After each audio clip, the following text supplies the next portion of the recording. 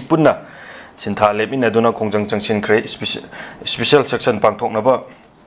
kuki khulai paiba singgi su lothoknaba demand tawkhre jangarang se ko ima ke tel laiba tare maitai naga maitai pangal sing punjalaga tongan tongan ba kanglu furup nai den hoji tolo libai rang sigi matangda koi wakan mi phangkre mi pham masida tongan tongan ba wafam kya am su khana ki du lamdam masida koi gi tongan tongan ba mafam area da haiba tare koi changba yadra mafam da tolo libai rang amadi naga micham tamthina makam ka halaki matang amadi maitai furup ki oiba koi gi mang khraba masam machet ang thiba khangna mang khraba mioi sing halakidra haibagi mi halakidra mkhoi si khrabra natraga mkhoi gi tangtaba ama khangdribo akoi khungjang asi haloi amadi mkhoi bu chenari ba mi hat pasing puthokpiu amadi masina tangdu leita da ba phibam ama oirakpana koi hojik manipur se adugi matik wari pasi micham prajadana hena waba nomgi surga saba midan hena waba gi phibam mamsu leiri amadi masi tongan tongan ba khoi naga people sing dagi amadi maitai pangal sing dagi maitai fruit sing dagi su ngana je khoi wafam kyam su khana ga khoi gi naga taruk phajan luraga hingna thadoro kadra khaluba du tamthina hala thadoro khiba amadi maitai fruit ki oiba mioi kuntra hena mang khiba si matang du chauna banner thetuna khoi ngana je wakan mi fam ima ga thian da phang khre pungam khoi gi sintha leplga ojamase khoi gi haukiba kharada mi laikidaba yaure adubu lakaduriba matung tarakpudu adum sumna amani sum hala ga khoigi irangji nemda gidra khaluro sum macha sum hauleragadi khoigi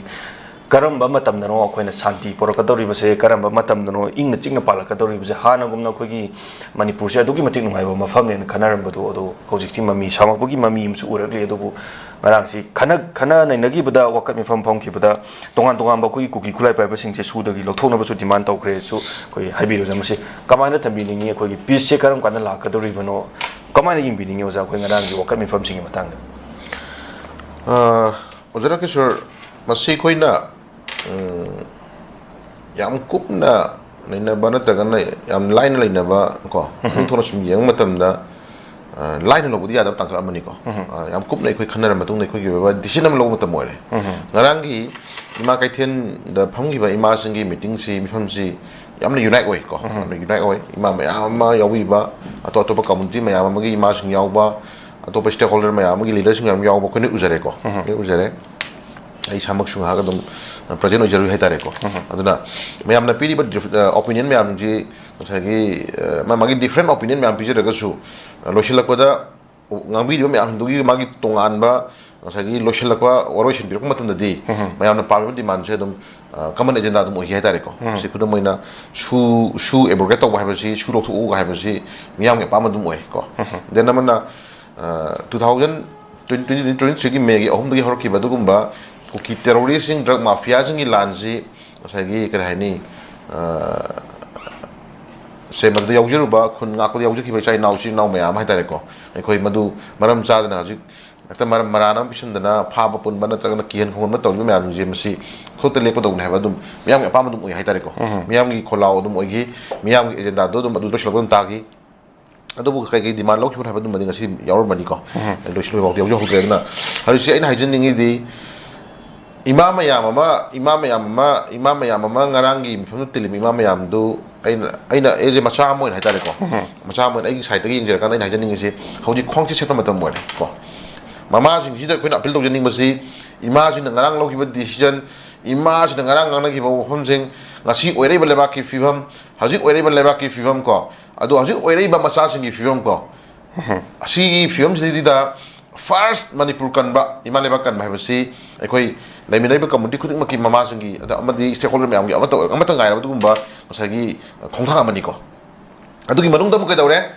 mama oi bising jina macha singbu ko swingam yaudana ngakni senbi ba senabi ba natragana macha singi da bakta mamang thokpa di mamang da lepaga wangang matam majik oi re ba junga thamjagi ba ko adugi mek lar khudam ji kai no haira ga de rusie hoi kana gumbagi macha ko awaba taram da bi kana gumbai macha ka hani thidok boyaram da bi ko adubu maximum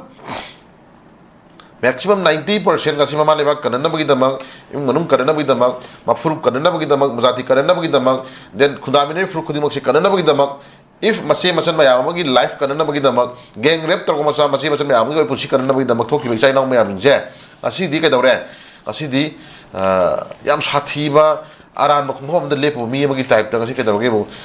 ꯃꯁꯤꯡ ꯊꯤꯉꯝꯗꯕ ꯉꯁꯥꯏꯒꯤ ꯇꯣꯉꯥꯟꯕ different ꯇꯣꯉꯥꯟꯕ ꯉꯁꯥꯏꯒꯤ section ꯃꯌꯥꯝ ꯑꯃ ꯑꯗꯒꯤ ꯃꯤꯠꯌꯦꯡ ꯃꯌꯥꯝ ꯑꯃꯅ ꯉꯁꯤꯗꯤ ꯀꯩꯗꯧꯔꯦ ꯈꯥꯏꯗꯅ ꯑꯔꯥꯟꯕ ꯇꯥꯍꯜꯂꯛꯄꯁꯦ ꯉꯁꯤ ꯃꯃꯥ ꯑꯣꯏꯕꯤ ꯃꯌꯥꯝꯁꯤꯅꯉꯁꯤ ꯌꯦꯡꯉ ꯂꯩꯕ ꯃꯇꯝ ꯑꯣꯏꯒꯗ꯭ꯔꯥ ꯍꯥꯏꯕꯁꯤꯃ ꯑꯩ ꯍꯪꯖꯒꯦꯕꯀꯣ ꯑꯗꯨꯅ ꯏꯃꯥꯁꯤꯡꯗ ꯑꯩꯅ ꯍꯥꯏꯖꯅꯤꯡꯉꯤꯁꯤ ꯍꯧꯖꯤꯛ ꯃꯇꯝ ꯂꯩꯇ꯭ꯔꯦ ꯀꯣ ꯃꯇꯝ ꯂꯩꯇ꯭ꯔꯦ ꯀꯣ